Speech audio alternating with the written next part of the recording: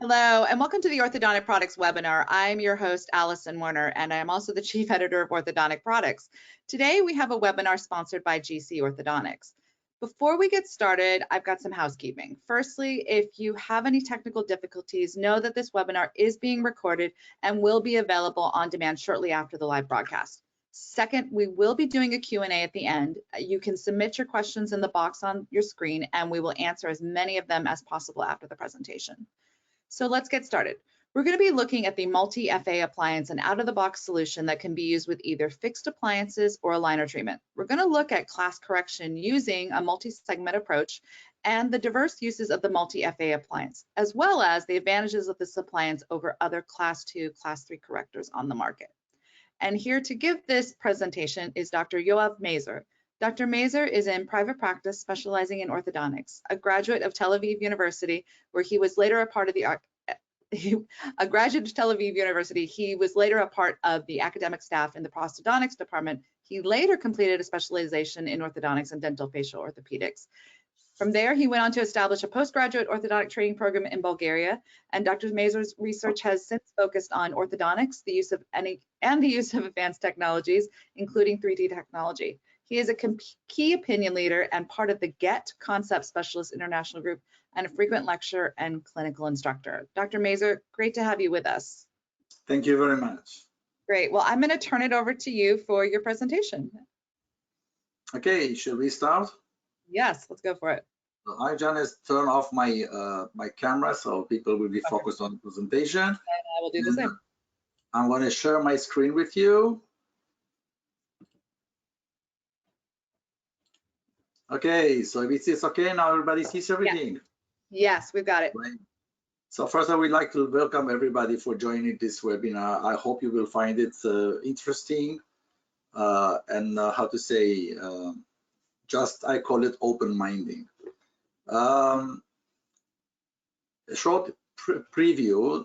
I am an instructor at the Jerusalem University in the Orthodontic department, which is an international specialization program. We have residents coming from different countries of the world, and for the last few years we're using the Carriere appliance, and I must say that using the Carriere for some time and having the experience with this appliance, this was the trigger to start to think about how can we think we can do things better.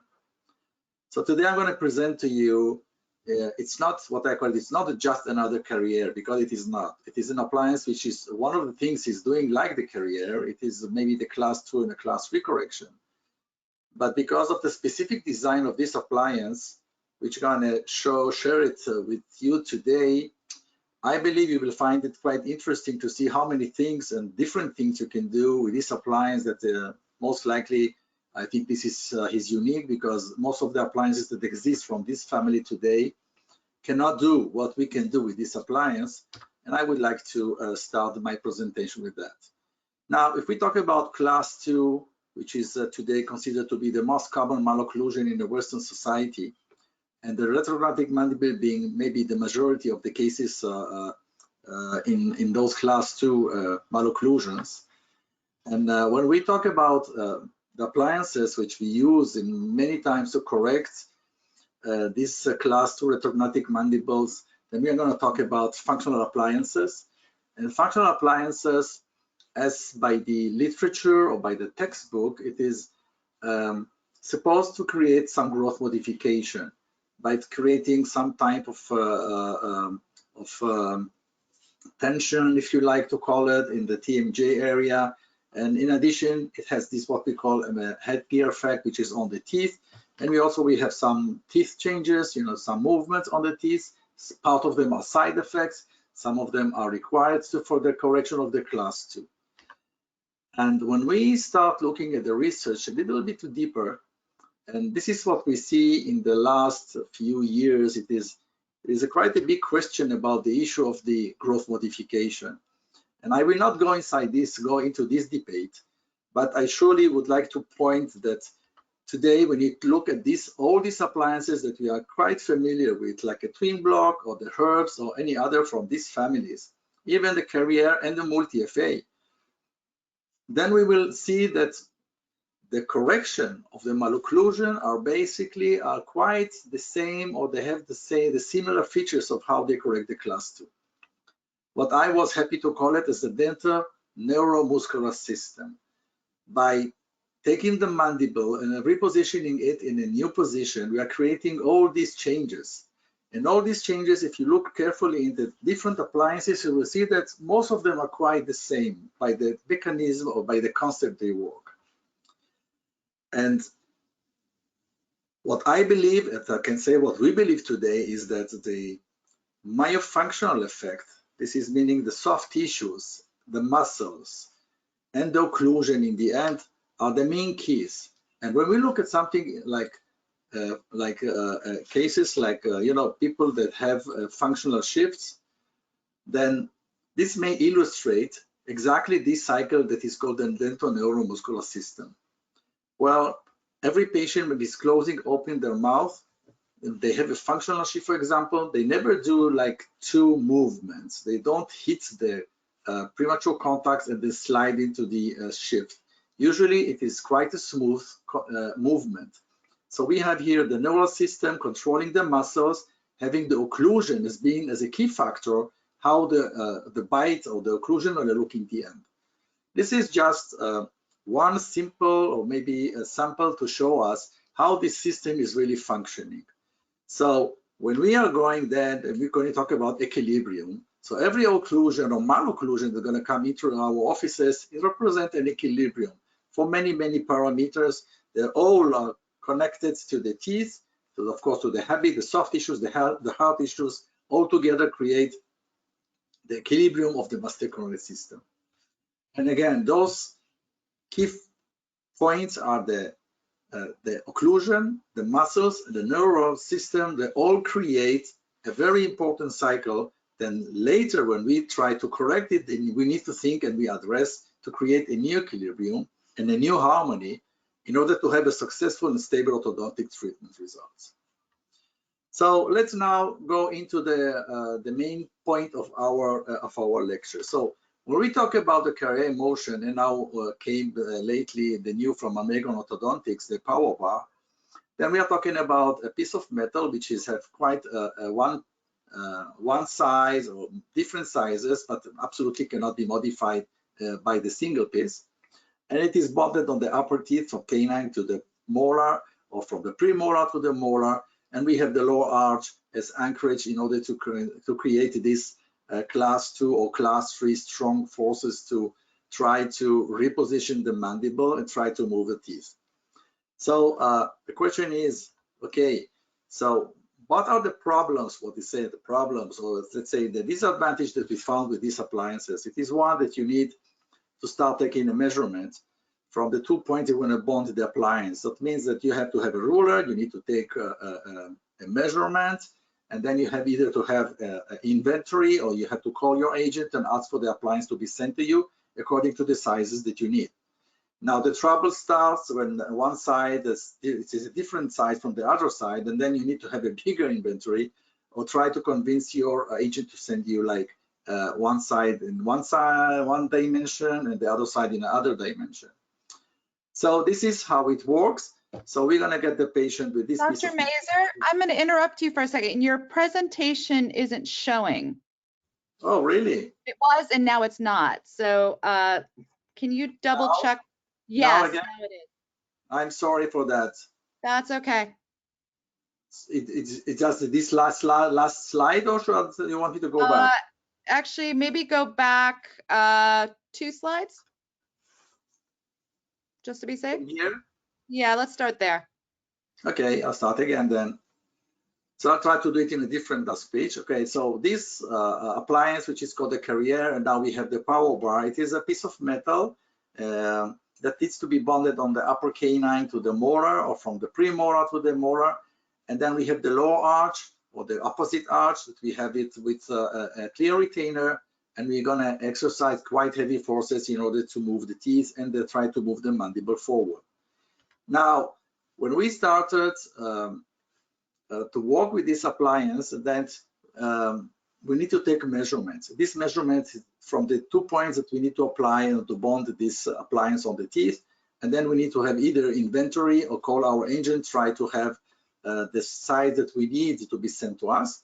And if we have two different sites and different dimensions or different sizes or lengths, then we have to have either bigger inventory or try to convince our agent to send us one side to be different from the other side, which many times are not very happy for that. And then when we try to start making like, okay, let's see, what are the, how to say, the clinical disadvantages and the logistical disadvantages. So one of them, which I already mentioned, it is the fact that you need to measure, then you need to keep inventory. In my country anyway, the dealer is selling you only in pairs of two. You cannot buy one side with different dimension or different size from the other side. And also we have a different appliance for class 2 and class 3 with different biomechanical, how to say, results, or how to say, what you're going to see in the mouth clinically. Now, then we started to see there are some difficulties when you have ectopic teeth, and many times we found ourselves having quite a big piece of composite in order to compensate for the problem of adaptation to the surface of the teeth. And then we started to see also quite high cases of detachment from the teeth. And slowly, we also started to see some biomechanical side effects. We're going to talk about them a little bit later in our presentation. So all these things, when you start looking into them, says, okay, you know what, it's a nice idea, this segmental approach, but maybe we need to think a little bit, how to say, more about how to design this appliance. So then came the Multi FA. The Multi FA is, as I said before, it is really based on the disadvantages or all the things that we were having problems using the Carriere Motion. And in order to be innovative, so we have decided, I have designed this appliance to be really different by the appliance characteristic. You're going to see they're quite different. You're going to see that there is a concept that we're going to become with this appliance. It's not like, you know, just correct class 2. There are other things that you can do at the same time. And the moment we have this, then you can even make combination of procedures. For example, correct class 2, derotate your teeth, or something I call it differential distalization, which is a huge biomechanical advantage for us as an orthodontist. And I'm going to show you all this today. So the first characteristic, which is different from the other appliances that we have today in the market, it is the fact that it's telescopic. That means that if we measure the average canine to molar distance, it's between 23 and 26 millimeters. And if you take the size, which is called regular size or standard size, then you're going to fit, you see it's going to fit most of your cases just with one appliance. It meets the requirements of bonding from canine to molar almost in every patient that you will have in your clinic. So one appliance can apply for most of your cases. And of course, we have two other sizes which are designed specifically in order to meet some extreme cases we're going to show you also. So no need to measure anymore. So if you even had a mistake in your measurement, you don't have to bother yourself too much. It's just telescopic. It's really easy to open and close. Another feature which I strongly was, how to say, putting a point on, it is the fact that I want the mesh, it should be exactly like a bracket or a tube for the molar. So if we're going to look at the brackets, the attachments, the part that you put on the canine or on the first molar, you will see they're exactly like a pad, wide, anatomical base mesh pad that will be bonded on the teeth. It's going to provide us a huge advantage of a very good, strong bonding strength to the teeth.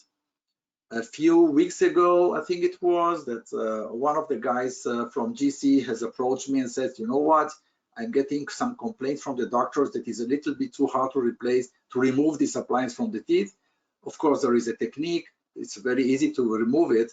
But what we saw the moment we started using this appliance, that the number of the incidence of debondings is really dramatically been decreased. And it's not only because of this type of the base, the pad of the brackets, it's all the parts which have been bonded on the teeth. there are other features that also add to that. So this is the accuracy, and there is the best positioning that you can do to put this molar and the canine or the premolar attachments on the teeth. Another feature which is I found it to be very important, it is having 2 hinges and not 1. When in the classic other appliances, there is only 1 hinge, which is on the molar. And for the canine, we do not have any hinge. It is just a piece of one solid part together with the base of the appliance. And this is, by the way, one of the reasons that we have problems, biomechanical side effects. Because if you think about it, when this canine, where your attachment is bonded on, starts to have side effects, they're going to have side effects like extruding, like lingual tipping, like distal tipping. So everything that happens at the level of the canine is directly being transmitted to the molar.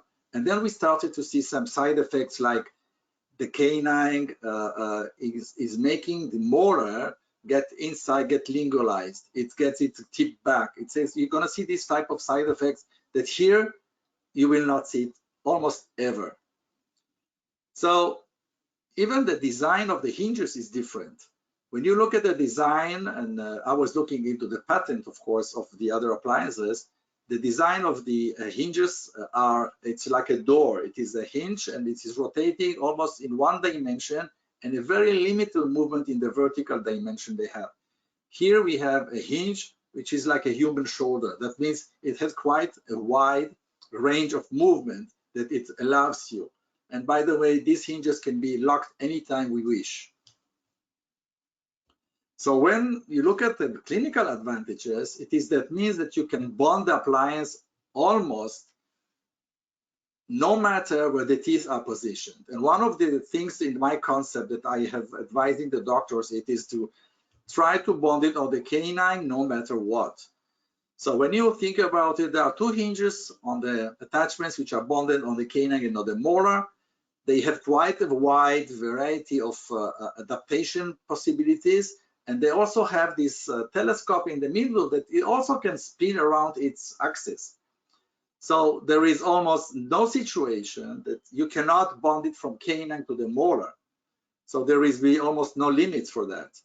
And there is another very huge advantage, it is that you can even decide where you want to bond it exactly on the surface of this canine. For example, if I would like to make to decrease the risk of having rotation of the canine under the forces of the class 2 elastics, I can choose and bond it not in the middle and absolutely not in the mesial part of this canine, going to be more distal position. And I can do that. There is no problem because the hinges allows me easily to adapt it to the surface of the canine, no matter its position, angulation, or rotation which it has. Because these 3 parts together, they work fantastically together to allow us this clinically.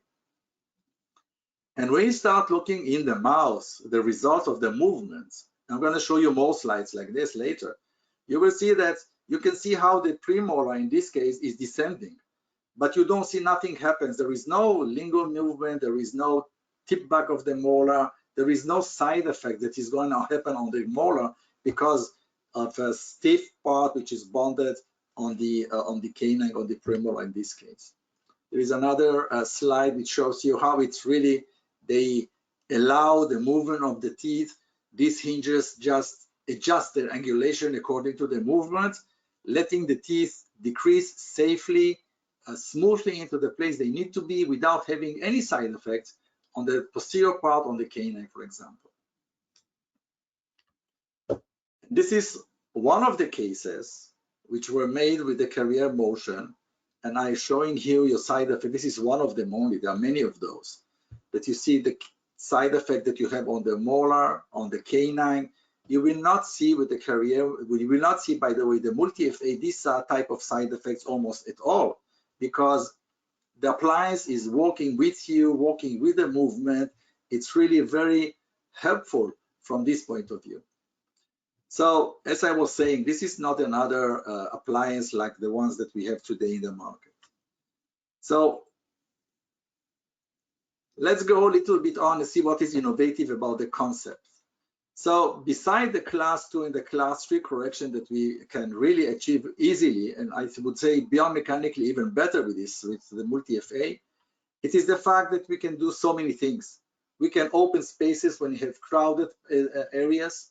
We can close spaces. I'm going to show you cases of extractions, how you can use the appliance in order to ease your closing the space of the extractions really unbelievably. And in case that we have missing teeth, so we can close spaces. And there is something beautiful, which I call it differential or segmental distalization. This is what happens when you have a high canine with the distance from the premolar. And then what you can do, what benefit can allow you this multi FA appliance for you clinically. And then came the next part of this concept. This is called, let's combine many procedures together, which is the beauty of this concept also. So just a few words about how it works. This appliance, like, by the way, like the Carriere also, how they work in order to correct class 2s. So the main thing, which is very important, is the disarticulation by using this type of lower clear plastic, which is on the jaw, which is opposite to the one which is the appliance is bonded on. In class 2, of course, it is on the lower arch. In class 3, going to be either on the upper arch, or you're going to put brackets or whatever on the upper arch. And then when you have this mandibular disarticulation, then we don't have the bite, and then we are now free to try to affect the muscles. Then we start exercising high forces. And I'm going to already talk about the elastics. I'm using the elastics from GC because they're the ones to allow me to have these 8.5 ounces, which is almost 240 grams, which is a little higher from the Force 2 that we have from the other company. And then we have a better, how to say, higher force that we can exercise if you want. So by this articulation, the heavy forces, what we are doing here, basically are moving the teeth in the upper arch distally, like the headgear, and in the lower arch, because we have this articulation, we are slowly pushing the mandible forward. And I'm gonna put this evening a lot of pointing on this lower retainer, you want to call it the clear plastic, because this is one of the most important parts in the success of the treatment. It's not just putting a retainer on the lower arch. It's the smallest thing it is doing for us, it is the disarticulation. But there are so many other things that we can beneficiate from this. I'm going to talk about it because this is part of my concept. This articulation is known to be something very important. This is one of the articles which is talking about this. This articulation of the occlusion, it is a key factor in correcting class 2 malocclusion in growing patients. So this is one thing that we need to understand, that if we're going to talk again about these three components, the neural system, the muscles, and the occlusion, then this is one of them. This is the occlusion. The disarticulation, this is part of the correction of the class 2. So what is new in the FA, the multi FA concept? That's what is different. So we're going to talk today about the correct use of the retainer in order to avoid side effects. We're going to talk about something which is called functional retainer, which is something very interesting. And we're going to talk about the different concepts and the approaches of how using the appliance in different situations to have different clinical results. The combination of procedures together has to do a lot with the timing. How long going to take the treatment? Instead of doing step by step by step, we're going to try to combine steps together. And I'm already going to tell you now that those things that we do with braces or brackets, as we call them, they're going to be also be done together with aligners. So those doctors who are using aligners, I think, going to find something interesting today also. So let's see a few cases of the class 2 just to see how they function, how we can correct class 2 easy. So this is, I think, one of the first cases which I had made with the multi FA appliance. Quite a few years ago, and you can see that the results are fast, are nice. And I would like you to look at the lower, two photos in the lower on the left side of my screen. You can see the correction of the class 2, but you don't see side effects on the canine. You don't see the canine crazy rotations. You do not see it extruding. You do not see distal tipping. Okay, these are the key points which I was talking before. You don't see those side effects in this appliance. And this is the end of the treatment. Quite nice result. We have a bolt-on issue here, but it's from the full class 2, we're going to get a nice correction. And look at the face, the profile of this patient. Well, he's not a young guy. He's almost 17 years old. So I don't think we can talk so much about growth in the area of the condyle or increasing the size of the mandible more than the genetics can give us. But you absolutely can see that the mandible is now in a different position.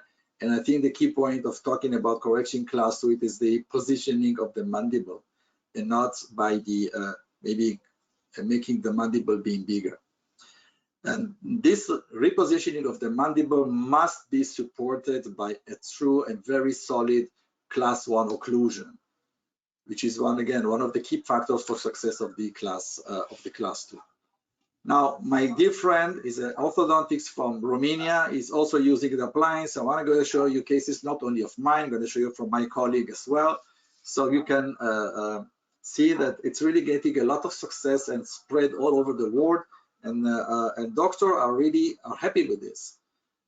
So this is his case. He's sending his case to me, and you can see how the correction from class 2, which is about half unit, to the class 1.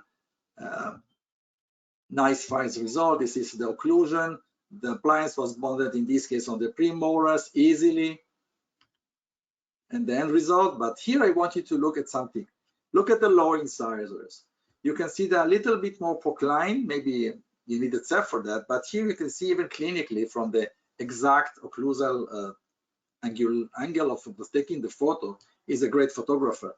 You can see there is some proclination of the lower incisors. And this is one of the side effects, if you want to call it, that are mentioned in the literature of having side effects of the Carriere motion, by the way. This is one of the things that I'm going to talk today, because this is the importance of having a correctly designed and manufactured retainer. And of course, improvement of the position of the chin. And this is a doctor from Bulgaria, Dr. Teodora, also from the GC group. And this is her case, and this is the class 2, and this is the Ceph and the Phanerex, and this is in 5 months she got a correction of the class 2. And so we can see that the appliance is functional, but if you look again at the teeth, you do not see rotations, you do not see crazy extrusions. There is almost really very little side effect, if at all. And this is the chin position. And this is one quite of the new cases that we are doing in the Jerusalem University, one of the residents. This is a guy, 16 years old, with a big overjet. I mean, it's really a class 2 full unit. He's having almost a 10 millimeters of overjet. Well, of course, many of the doctors will say, wow, this is maybe a functional appliance like a twin block case. But here we decided to go and try it and put it in with appliance. This is the resident's decision. I was supporting him because it was nice for us to see that. And this is when we started. He has bite blocks on the posterior teeth as well, and because of the deep bite. And now in 5 months, this is the improvement that we got. Now we have the debonding, and now he is 13 months in treatment, and you can see a huge, really nice improvement.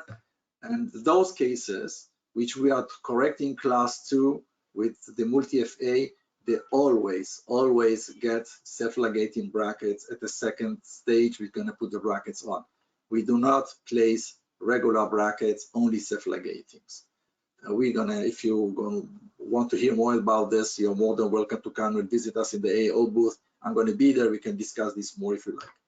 Anyway, now we are 13 months in the treatment. You can see the changes. You can see the correction of the class 2. And I think also the chin was here advanced as well. So we see quite a nice result.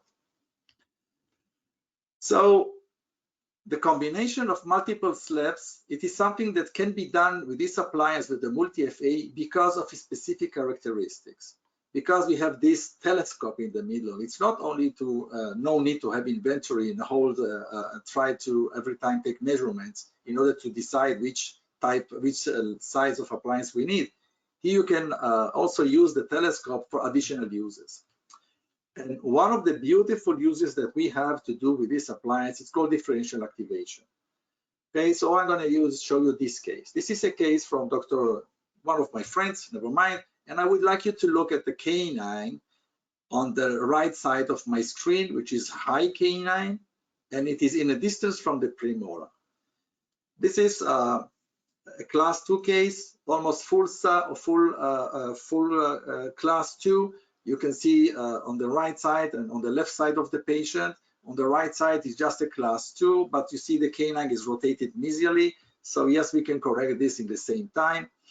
And again, this is for me, we will require to choose a different length of the multi appliance, because you have now the canine in a distance from the molar. You have to choose the longer version that will be more suitable for here.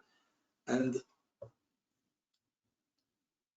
in the past, when we are going to use another appliance, you will be advised to bond it from the premolar to the molar, and you cannot bond it on the canine, of course, because the appliance doesn't allow you to bond it on the canine.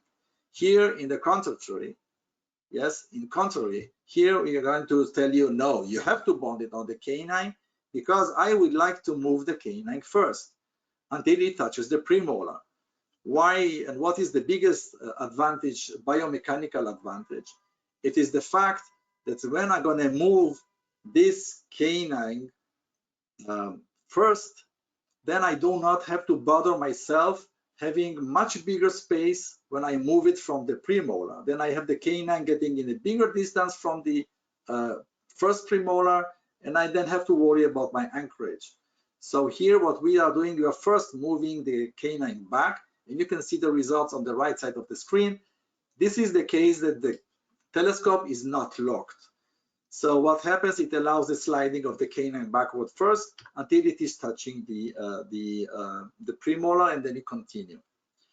How do you know that you have chosen the correct size of the multi FA? Well, we have two locking orifices on the appliance, and you must see they are not empty.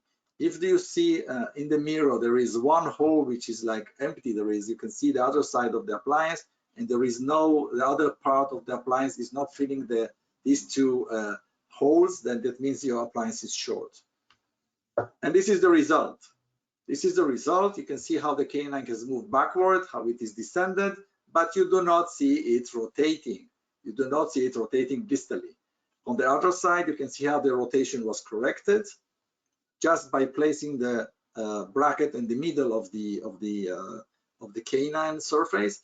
And if you look carefully on the other side, it's a little bit distally positioned. So we're going to control our rotation a little better this way. And this is the other side, 2 months in treatment, 4 months in treatment. And then this is the other side, which was a little bit more severe. In 4 months, you can see the correction. And this is how it looks in 4 months. Now we can see a little bit of rotation over there. And this is the end result. The patient is done with the class 2. The doctor sent me the photos immediately when she debonded the case. And I think it's a very nice result and quite fast, by the way. And then the results. Talking about locking the telescope, then we have 2 ways to lock the telescope. We have the one that we can just pour a little bit of fluid composite on these 2 locking surfaces over there. Maybe a little bit also on the joint between the 2 parts of the telescope. Or we can use, we have new stops which are locking stop using a key. You can just slide the stop and just with a small screwdriver close it, and you can open it whenever you want. One of the biggest advantages of this, it is the fact that if you by chance have a debonding of one part of the appliance, you can easily remove it. Just cleaning, sandblasting, you just put it back, and the stop is going to be the stop to let you put it exactly in the back it was before.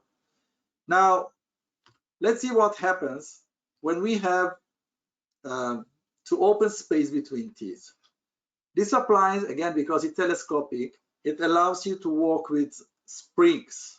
Now, you can put the spring inside the body of the telescope, and then you can use any type of spring you have in your offices, just to have it be nickel titanium one. So you guys put it inside. It has to be little short, And the moment you're going to put it on, it's going to be like this. This is sent from one of my friends. This is the appliance with the spring inside. So now it is been activated, bonded on the tooth, and then it will just open the space for you. Of course, you need a very good cooperation from your patient. The second part, the second option, it is to mount it with the outer spring, which for me it's a better option, by the way. It's much easier with the manipulation, because if you paid attention in the previous movie, the doctor has a little bit to fight with the appliance this way. It's just a little bit more difficult to bond the appliance. You have to hold it in one hand. Here you just don't. You just take your locking stop. You just activate it. I'm going to show you shortly how it's done. I'm going to show you the stops in the two options that it has. The first option, it is for locking the telescope. This is the stop, how it is opened and closed. Now you can already see how we are mounting, by the way, the appliance. Always start with one part.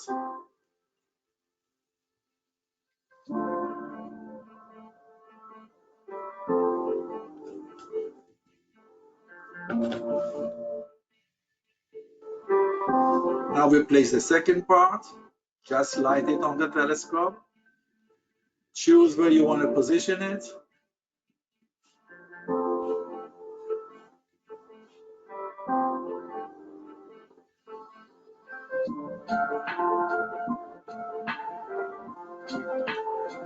And now we just lock the telescope.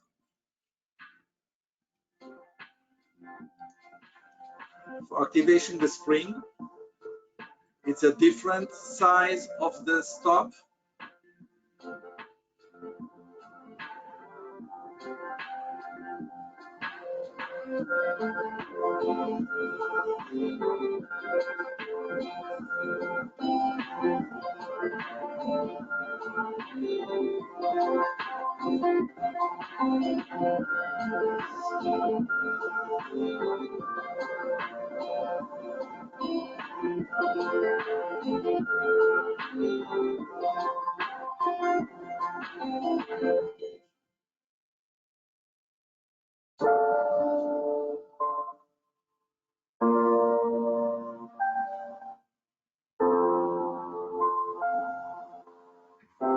And now it's very easy to activate the spring. You can reactivate it again and again when you need.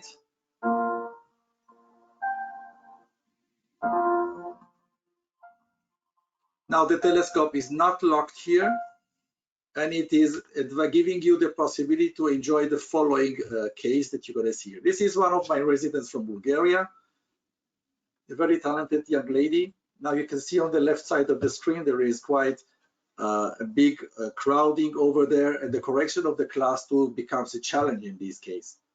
So if you're going to try to put the Carriere or any other appliance here, where are you going to put it from? The premolar, from the canine? It's going to be quite a problem here to correct this class 2 if you do not have the possibility to combine it with another procedure of opening. Now, at that time, we did not have the outer spring in the way we have it today. So she was using the inner spring, and this is the appliance bonded on the teeth. And this is the result that you're going to get. Now, if you look at the canine, there is a little bit of side effect. There is some rotation, yes, but it's not getting like a worsening the class 2. It's just getting a little bit of rotation. And you can see the space is opened. This is the canine before, this is the after. Please look on the right side of my screen, and on the other side the same, but you can see how the correction of the class 2 is achieved and how the spaces are opened. Now we can add another option into the equation. We can do space opening, class 2 correction, and premolar derotation. So we have here this premolar which is rotated. Same idea. We put the spring inside here. In this case, we bonded on the teeth. And I would like you please look at the canine which is hiding over there. It is out of the arch. And I'm going to comment over this. We're going to talk about mounting the appliance. So look at the premolar which is quite rotated. And now here we are putting the appliance. Please look at the joints, how they walk together. It's from the molar, it goes up to the canine with easy, no problem. Still the attachment of the molar, it is perfectly positioned how it should be. And then we start distalizing, we start correcting the rotation by using an additional chain. And I put this slide because now I'm going to start talking about the next topic, which is how to design correctly appliance to have less side effects. And we'd like to attract your attention to the two attachments that we have here on the premolars. Now you can see here how the case is progressing. If you look at slide number 4, the premolar is quite nicely rotated just by putting a button on the lingual side and using a chain for the rotation. In the same time that we are correcting the class 2 and we are opening the space. And going to the next step becomes really easy. And please look again what happens over there on the left side of my screen. You can see how the joints work together to compensate for each other for the teeth movement.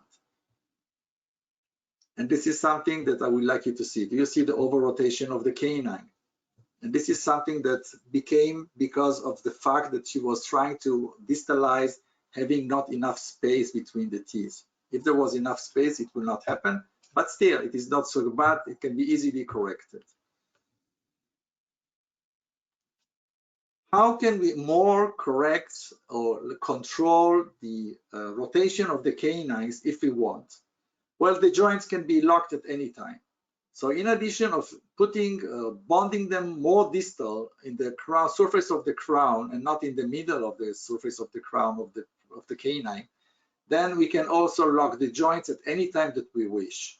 That means the moment that you say, okay, I don't want to have any more, or I want to stop it from rotating, then you can just put a little bit of fluid composite on the joint, and at this moment, this joint is locked. Can you open it again? Sure, just take a metal instrument like a cutter or just take a Weingart, you press on the composite, it breaks, and the joint is back free to walk and do whatever we want it to happen. So this is another way how you can control the rotation of the teeth, not only by positioning, also by just putting a little bit of composite. And this is something new that we already started to do. It is double cable technique.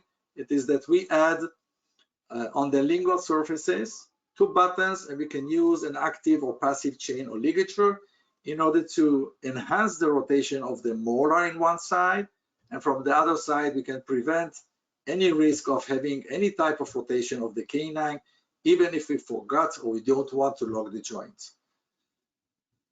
Now, talking about side effects, as we saw in the literature, a lot of articles are talking about side effects of the Carriere motion, and most of them talk about lower proclination, bite opening, and many other side effects. The few of them are already in the market, and the question comes, why does it happen? Why do we have these side effects? So I know that most of you are using clear retainers in the end of the treatment, and we all know that the distal we go with the retainers, and this is correct also for the aligners. The more posterior we go with the aligners, then we have this cantilever and we have more freedom of the plastic to vertical in the vertical movements. So when we're going to put this retainer, clear retainer, when using the Multi FA, we're going to expect to see the side effects that we're going to have with the other appliances unless we do something. What are those what are these side effects? The molar will rotate mesially, it will extrude, so we're going to have like the bite opening happening. So if you don't want to have the bite opening, then you're in trouble now. And we're going to have the proclination of the incisors. Because there is a movement in the posterior back, it allows the incisors to protrude forward. So now we have to decide, okay, what can we do in order to try not to have these side effects? And one of the things that is just being taken as a clinical tip, it comes from the field of aligners. Well, why cannot we put attachments on the teeth? It will increase dramatically the adherence or the retention of these retainers on the teeth. The moment I'm going to improve my retention, and one of the advices which I can give you, it is, even though by the concept of the other appliances, you're supposed to put this attachment, either a tube or other, on the second molar, I say no, put it on the first molar. And there are several reasons for that. One reason, it is many times the clinical crown of the second molar is too short, or we have the contacts is not very allow us to put like an attachment on the surface of this second molar. But more important, I would like have in this area an additional attachment. I would like to stabilize my retainer distal to my attachment on the tooth in order to ensure this retainer does not have a vertical movements, does not have a vertical freedom. And this is what we are doing. All my residents, all these doctors which are coming to my courses for the Multi FA, we all put attachments. Now, you can see in this case, for example, there are two attachments on the premolars. Now, those are the E, there's baby molars, so we don't put on them. And lately, we also have changed. We do not put any more molar tubes on the molars. We put smaller attachments because we would like to have an attachment, a clear attachment, like from the aligners, to be on the distal half of this first molar. It can be in addition to the one on the second molar. So what happens is when the patient is placing his retainer on the teeth, it really locks. It really sits very well. And then the risk of having these extrusions or mesial rotations of these first molars is getting really low. And we can see this in our cases now. And now we start the research soon, that you're going to see that if you go this way, you will see first that your retainers will be fitting and sitting so nice. So sometimes you are thinking that you might need to use less accurate appliances to manufacture these aligners, retainers, because the patient have difficulties to remove it from his teeth. It's getting really sometimes difficult for them. So this was the first modification that we have started to do, and we are doing all today. These are these attachments coming from the aligner therapy. How can we make these attachments, clear attachments on the teeth? One, it can be freehand. You can just inject a little bit of fluid, high field composite on the teeth, give it a shape, light curate. You can give it an additional shape with just contouring burrs. There are some doctors who are using having templates. They're using templates in order to place them. Doesn't have to be individual the template. And there are some silicone caps that you can buy that can make those attachments, just putting inside the silicone cap a little bit of composite, press it on the surface of the tooth, light curate, and it stays over there. This is the technique which I'm using after placing the attachments, the clear attachments and the metal attachments on the teeth. We are scanning, we are 3D printing the models, and then we are using, the truth is we were using this type of appliances which have very high accuracy to fabricate the retainers. But then we decided to go to less accurate appliance. Since the patients are having really difficult times, it is really getting retentive. The plastic which I am using, it is a 1 millimeter, 0.4 inches thickness of stiff plastic. Some doctors use a little bit thicker. I think it's not a good idea because I want the flexibility of the retainer to work well with my clear attachments of the teeth. Then here is another clinical tip for you. What we do in order to prevent the proclination of the incisors, in addition to the very good stabilized retainer, is that we add what we call power ridges. It also has been taken from the aligner therapy. We're just creating type of forces on two parts of the crown of the incisors. It can be on one part also. It can be on the buccal surface more incisely. It can be on the lingual surface of the incisors, a little bit more cervically. What I advise you to be at least 2 millimeters far away from the CEJ because if you are going to get too close to the surface of the, too close to the gingivally, then what happens is that the aligner, it's the retainer in this case, will be going away from the gingiva, and then it creates irritation to the tongue of the patient. Either you put only one, which is more than enough, on the buccal surface more incisively, and if you really want to have two, that's fine, just keep it away from the 2 millimeters, at least from the gingiva, the CEJ of the tooth. So what happens now, the moment you're going to put this retainer on the teeth, it is an active retainer. Then it's going to create some forces on the surface of those incisors, preventing, or let's say, working against the tendency of the proclination that you're going to get in your retainers using the class 2 appliance. How we make them? It can be using this type of pliers that we all have when we are doing aligners. This is, we are using quite a lot in the clinics. The other way is on the models themselves to create this type of cuts. And again, the depth of these cuts has to do with the type of the appliance you are using to manufacture the retainer.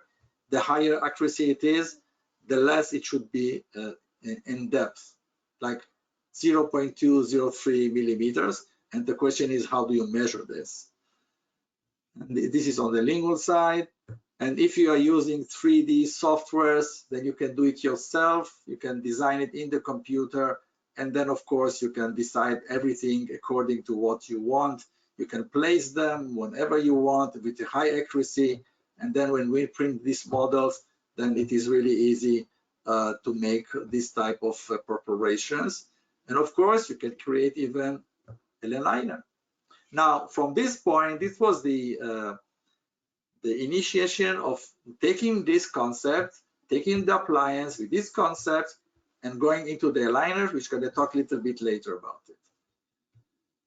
So, about class 3 cases, the concept is almost the same. Now, many times, instead of putting a clear retainer in the upper arch, we can start with braces or brackets for a short time in order to leveling alignment and maybe create the upper arch to be more stable instead of having this type of retainer. Of course, you can use a retainer in the same time instead.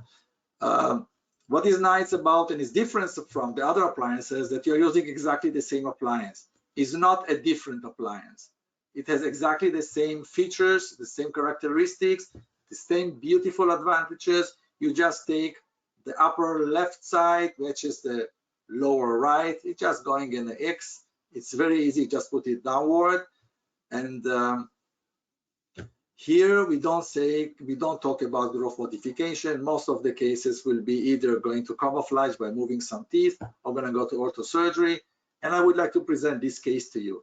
I deliberately took an extreme case because I wanted to point out another important thing when we talk about this lower retainer that we are using, or in this case, maybe upper retainer, that you're going to use in order to stabilize the forces against the multi FA.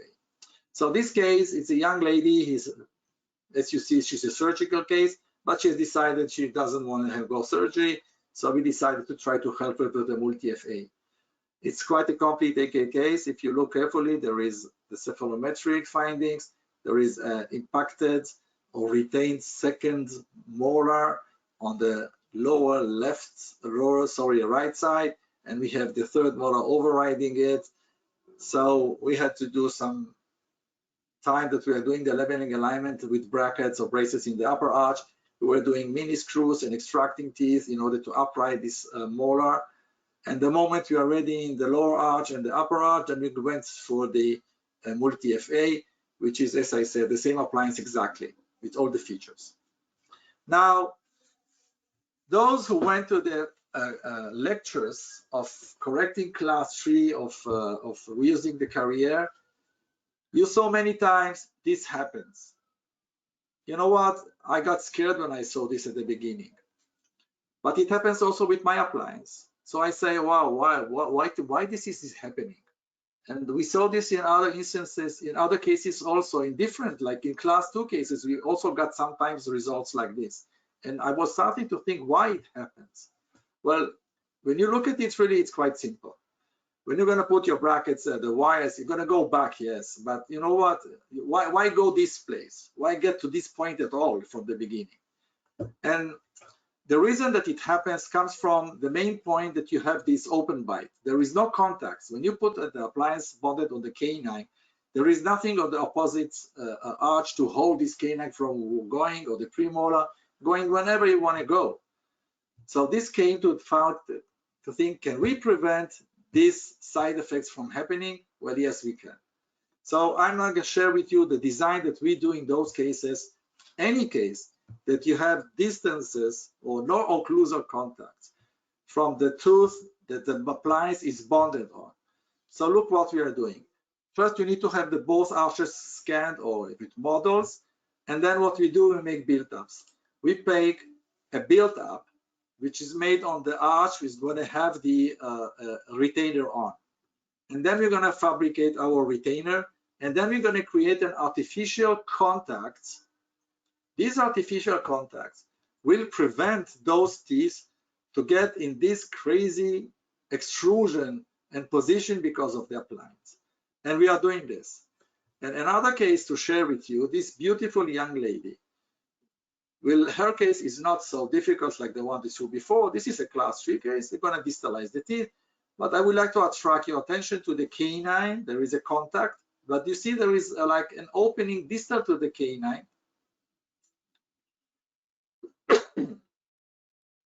And this is what's going to happen.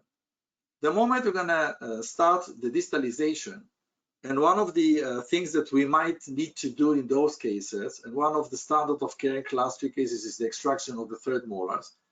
And with the distalization of the upper arch, we're going to talk many times about extraction of the upper third molars as well.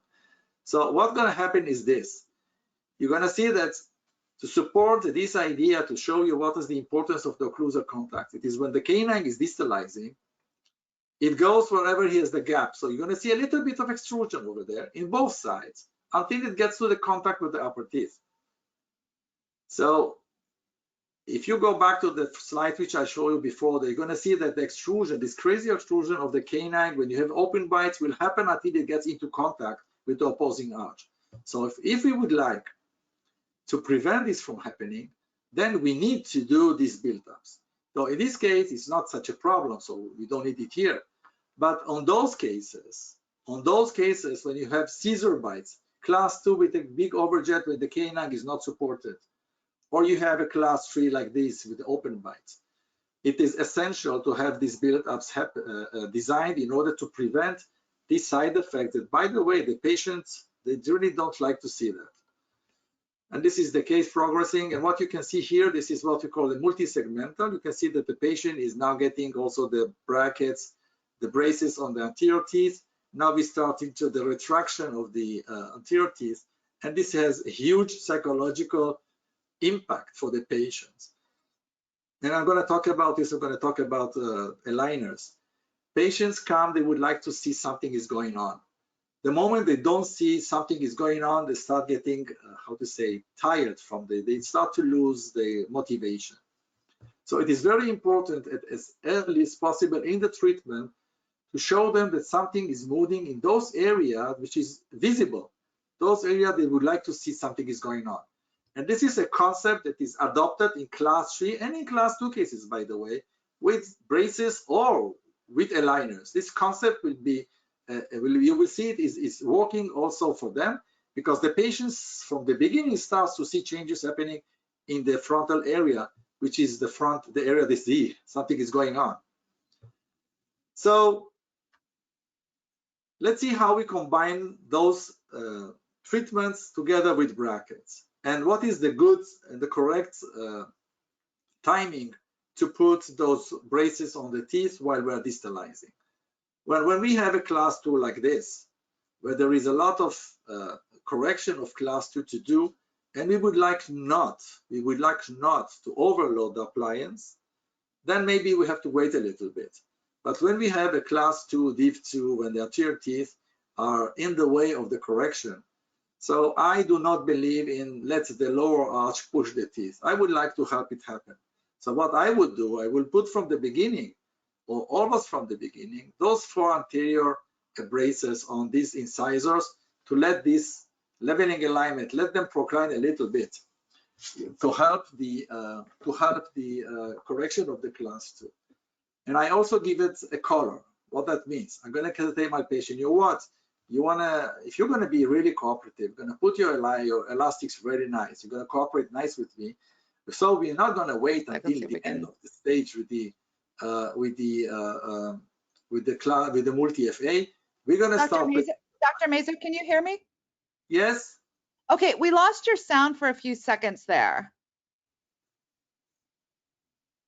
Okay. Okay, when you started talking about this case. Okay. Yeah. So I was saying about this case that the combination of brackets or braces with the appliance with the multi FA, it is essential. It is important psychologically for the patient, and it is type of a motivation that if he cooperates nicely with us, we're gonna put the braces at least already at the beginning. Then he can start seeing a correction of the teeth, leveling alignment already at this stage. The question was, what is the timing to connect the anterior braces with the appliance? When we have a big correction of a class 2, then it is better wait a little bit to let this class 2 be improved to get to at least about half a unit or 2 millimeters of a class 2 remain, and then it is time to put the braces on to connect the braces with the appliance. Placing the braces on the frontal teeth has the advantage in this case, for example, it is that they are retroclined and they're on the way of the class 2 correction.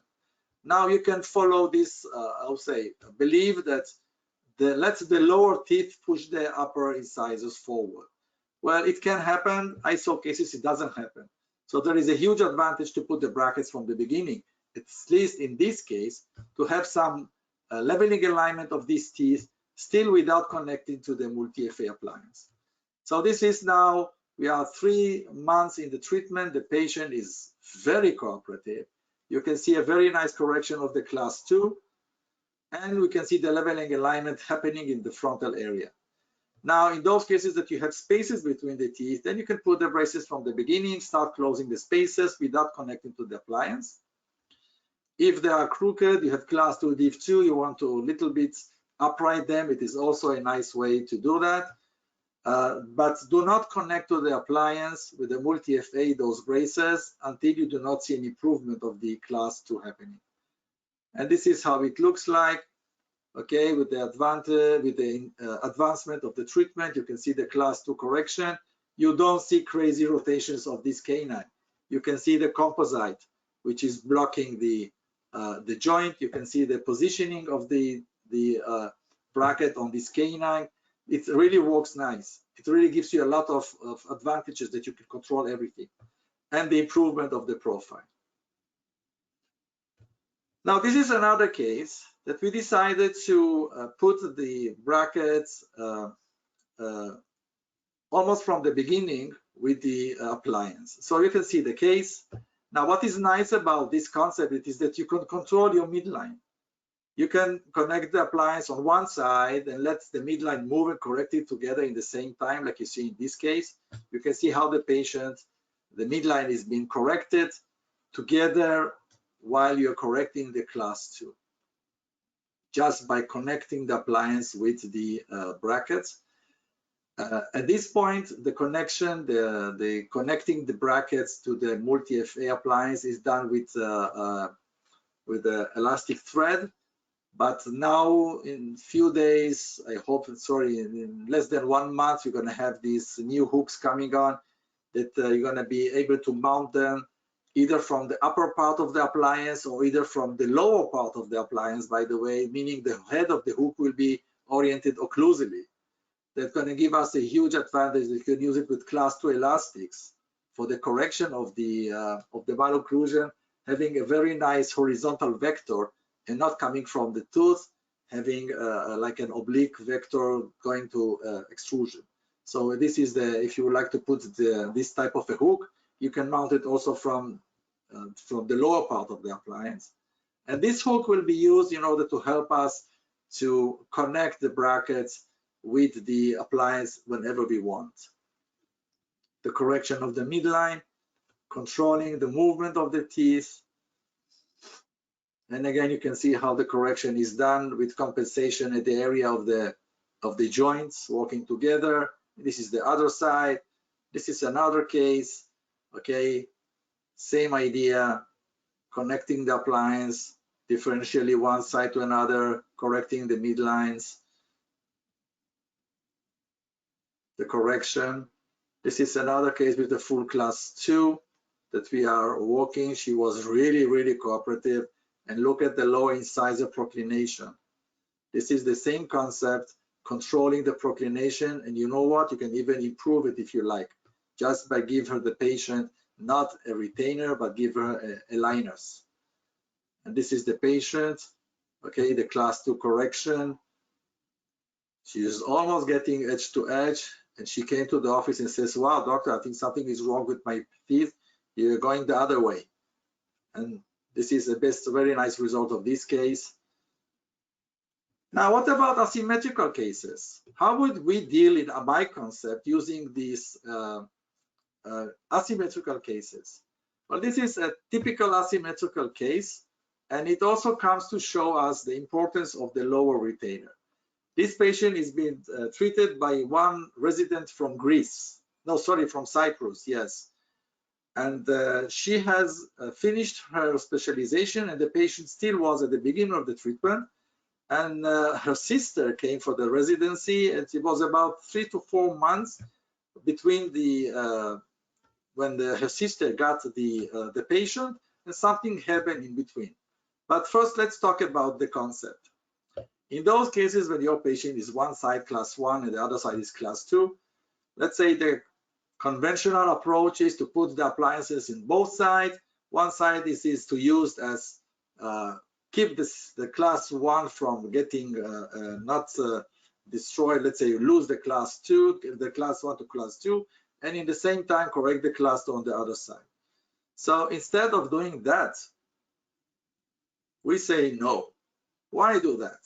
Let's put our brackets on the teeth. Let's put our braces on the teeth. Let's use the braces exactly like it is an appliance. And again, you can see here the cephalogating, and the first wire in this concept, which is the get concept also, it is that we start with bioactive rectangular wires like 1616, depends on the leveling and alignment of the teeth that we have. And then what we can beneficiate using class 2 elastics also on the class 1 side, it is the leveling alignment and the correction of the class 2 at the same time. And this is the progress, and it looks beautiful. And what is interesting, if you look carefully at the teeth, you do not see the proclination. Those incisors do not procline because of the crowding, because we have one side appliance working for us, the other side is leveling alignment at the same time. So you keep the same shape of the arch while you're progressing here. And please look at the attachments of the lower arch. You can see on the second here, on the second premolar, on the other side it is on the first premolar. Okay, and look what happened. The retainer broke, and the patient did not come because he was waiting for the new resident to come. And this is what happens when you're working with a retainer which is not good enough. This is a very interesting case because it is a class 1, but it's the features of a class 2 div 2. Okay, so this is the case which I want to share with you because it's very interesting. This is when we do the asymmetrical approach, putting brackets on one side, putting the appliance on the other side. And if I will put brackets here, braces on these frontal teeth, I'm going to get really a side effects of everything going forward, proclining to the level of this lateral. So we have to be a little bit more innovative in our thinking here. And in order to prevent this from happening, this is what we were doing. We were starting first with segmental brackets on the side 1, on the class 1 side, and with the appliance on the other. The lateral was bonded only much later. So we are having now a distalization. You can see the level of the canines, how the canine, which was much more anterior, was moved very smoothly with a very good cooperation of the patient to the level of the canine on the other side. The class 2 is corrected. There is space for the lateral. The moment we have space for the lateral, you add the wire going to the lateral, starting the leveling alignment. And what we get, it's called controlled proclination of the upper incisors. If you look at the two photos, you will see that the incisors, yes, they are being proclined because they were very much uprighted. Now they are more in the correct angulation they need to be, but also the lateral is getting its place into the arch without having severe side effects here. And this is how it looks from the lateral photos. Very nice control over the incisors, and we are progressing. And this is the end result, having very nice class 1 results on both sides with a very nice angulation of the incisors.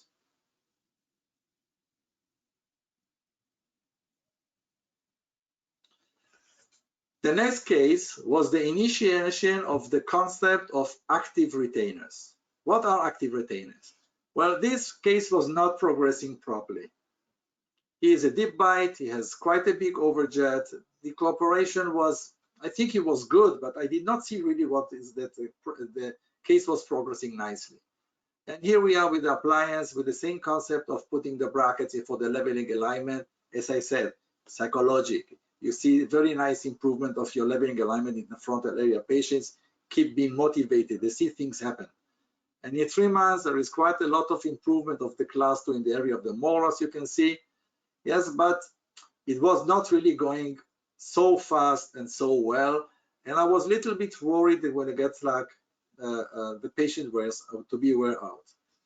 So here was the initiation of thinking about, let's try to think, how can we use the low retainer and try to bring the patient to close more anterior, thinking about little bit about functional appliances like the any type of guiding that I can create and teach the patient, please close on these guides in order to exercise the closing in the more anterior position.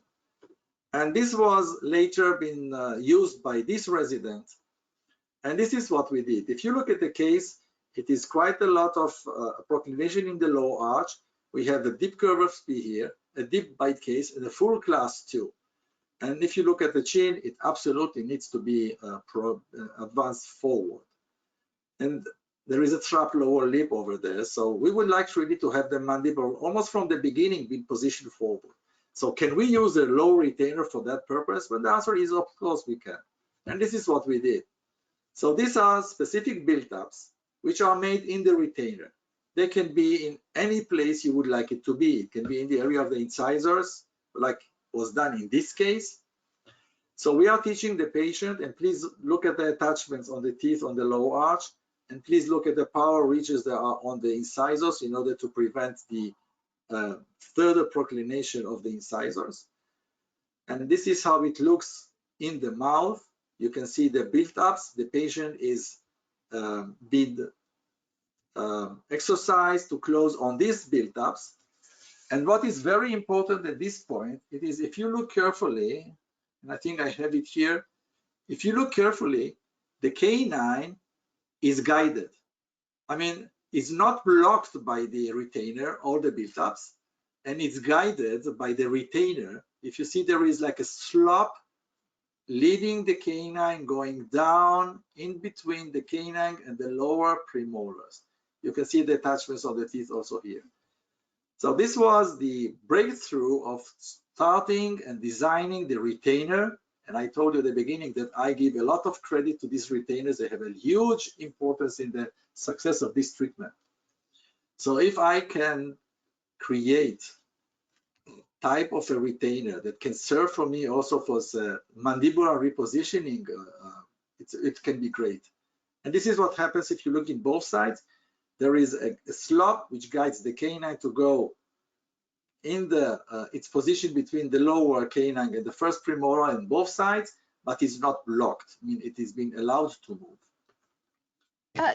Dr. Mazer, sorry, Dr. Mazer, I'm gonna have to interrupt you. We're running a little bit long, and so to make sure we have time for some questions, do you think you could?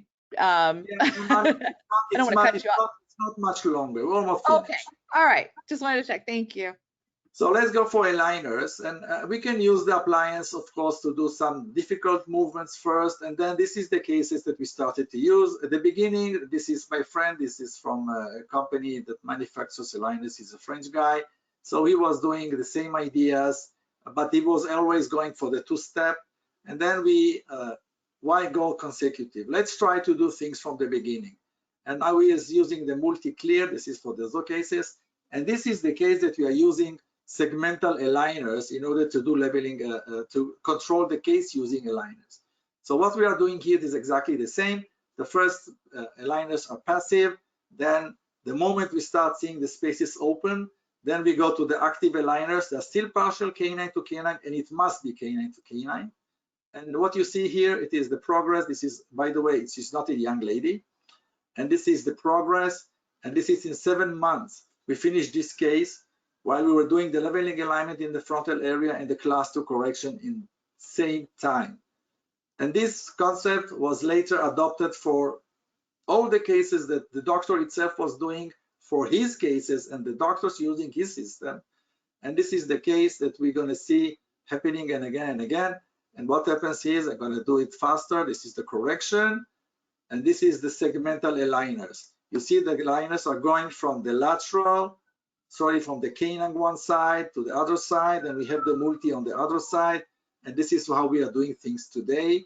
This is the combination of the multi appliance, like you see here, with segmental aligners. We can have the multi in one side, and we have the retainers on the other side. And this is how it looks. And this is how it looks. Very nice progress, and the patient sees everything happening from the beginning. So the last thing that I will show you today, it is the possibility to connect this appliance also to the molar band. This is the only appliance that can be used with molar band. Yes, you don't have the hinge at the back, but the one in the front on the canine will compensate for you. And this doesn't exist in any appliance. And the question is, sagittal first or not first? Well, I believe that transverse should be corrected first. This is by textbooks. Every text we're going to talk about, they're going to show you that you need not sagittal, sorry, it has to be transverse first. So expanding, keeping the expander. I will not go here. I'm going to show you a case. Okay, the class 2. After the expansion, after the multi correction of the using the bands, and she's almost done and finished quite fast. And what is interesting, the distalization happens much faster in these cases. Extraction cases, same concept. When you extract teeth, you can use the multi appliance in order to distalize. And this is how it looks in the end of the distalization, using the multi first before putting the brackets on. And we are 7 months in the treatment, and the case is almost finished because we started first by bonding the appliance from the canine to the molar, using the class 2 elastics, moving first the canines, and the moment the canines are almost where we want them to be, we go to the brackets, and look, 7 months, beautiful advancement. She's almost finished, and it's controlled. Another one from distalizing upper molars, my colleague from Romania again.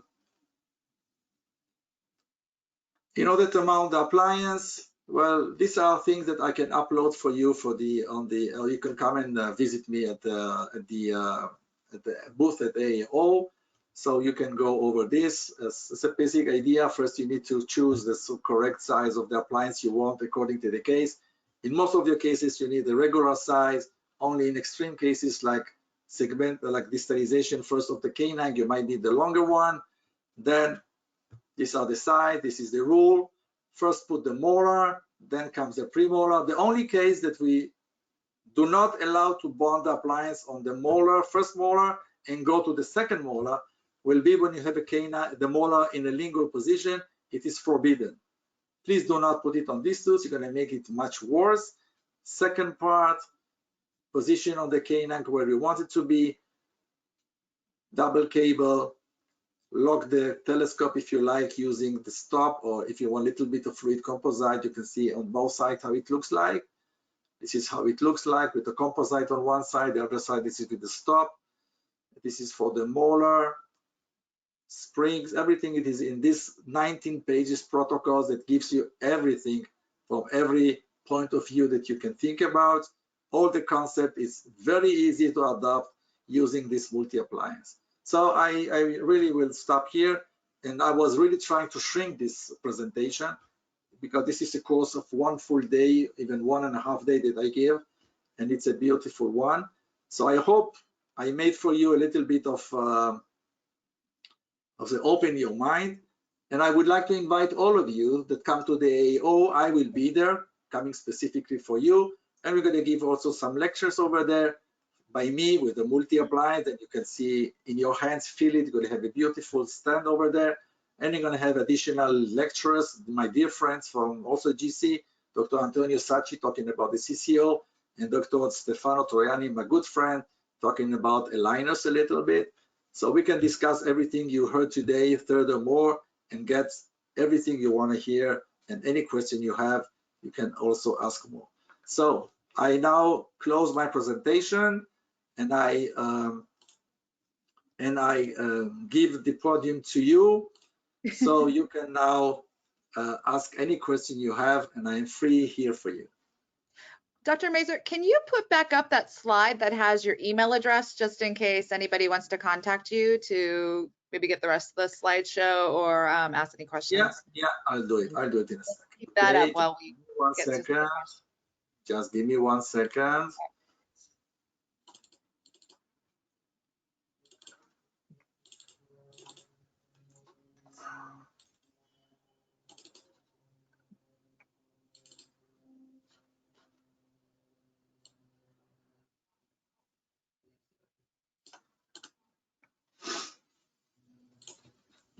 Here you are. Do you see my screen? Yes, so let's keep that up. So if anybody has any questions, there is Dr. Mazur's email address. But let's get to a couple questions. I know we're running long, but we'll just do a few. First question is, did you try the combination of the appliance with a line? Actually, you did. We already answered that question. Yeah, we do it. It's a very nice concept of combining those aligners together with the brackets. And what is interesting about our is that it is professionally made, that we have the concept how to make it from the beginning together, not like phase 1, phase 2. We are doing it from the beginning, exercising, everything can be done from the beginning. Again, as I said before, it has huge psychological importance and effect on the patients, because they start seeing the changes happening from the beginning. Okay, next question. Is there a difference in the activation if you have the upper 7s? The truth is that not really. The only thing that will matter is the 3rd molar over there. You just need to make sure that you have the 7 at least at the level of the CEJ of the 1st molar, if it's not fully erupted. If it's less than this, I mean, if it's lower than the CEJ of the 1st molar, you might need to consider if its timing it's correct to start distalizing, because you might have like a bad effect on the 2nd molar. And usually we see distalization happening also when the 2nd molar is in the mouth. But if you want to be on the safe side, if it makes you feel more comfortable, you can easily bond it on the 2nd molar. Okay. What's your recommendations for when debonding the appliance after treatment? Oh, this will be the easiest. Will be that I will send you a short video movie that we make. It shows you exactly how you can debond the appliance. The trick is not to hold it like we keep a bracket, because the brackets usually, I don't know if you see me. Do you see me on the screen? Because I do not see myself. Oh yeah, I see you. Okay, now I'm going to show with my fingers.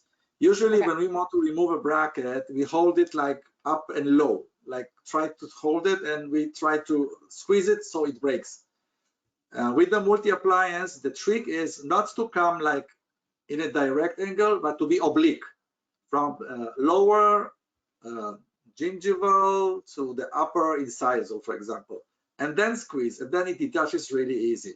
I have a video made for this. I can send it to you. It's really easy. It's really easy. Okay. Sorry. What about using thermoplastic aligners? Do you have any samples? What do you mean by this? What do you mean? I don't know if the person who asked that question is still there. Let me know. Let's try a different question then. At the time you decide to connect 12 and 22 to the appliance, don't you affect the anchorage values and the distillation, or is it not affected? Okay, this is what I was saying before. You have to be very how to say, careful when you want to combine the 4 anterior incisors or the laterals to the appliance. If you have a very big class 2 correction, it's better not to bond it from the beginning to connect the 2 parts together, because it will overload the appliance. Absolutely. So what we do is we let first the appliance to start correcting the class 2. The moment we see that it's improved, there is like 2 millimeters, up to half a unit of a class 2 correction left in the system, then it is maybe time to connect the 4 anteriors or the laterals to the appliance, and of course monitor. Usually it works perfectly. Okay. And then in terms of elastics, what do you recommend? Okay, then in my protocols, if you like, can show you this to you. If not, I'm going to say it. It depends where you connect the when the appliance is bonded. If it's from the canine to the molar, and the lower metal attachments into is on the first molar, then I start with a quarter, which is 6.4 millimeters heavy, and my step 2 will be 316, which is 4.8 millimeters, 8.5 ounces, which is from GC extra heavy. If the appliance is bonded from the premolar to the molar, that means now the activation length is much shorter. Then I start with 316 heavy, and I move to 1.8, which is 3.2 millimeters, extra heavy, from the upper premolar to the lower first molar, which is my choice of putting the metal attachment. Okay, and then can you show how to attach the appliance to a band? I don't know if you can use your hands to show that. I have a movie, but we were short in time, but it's really, okay. There is the posterior part of the appliance. It's basically, it is a piece of 1725 stainless steel wire, which is soldered to the body of the telescope. There is no joint there. So what really happens is that we take the posterior part and we just slide it into the slot of the band. And then all we need to do is to cinch it, and it's locked and it's finished. Now we just put the second part of the telescope. It's really, really, if you ever see this movie, and I can show it to you again, you will see it's so easy. Okay, so definitely use Dr. Mazur's email to ask him. Maybe he can send that to you. So the person who asked the question about the thermoplastic aligners rephrased it. So the question was, have you combined the appliance with direct printed aligners, i.e. thermoplastic aligners? Well, unfortunately, not yet.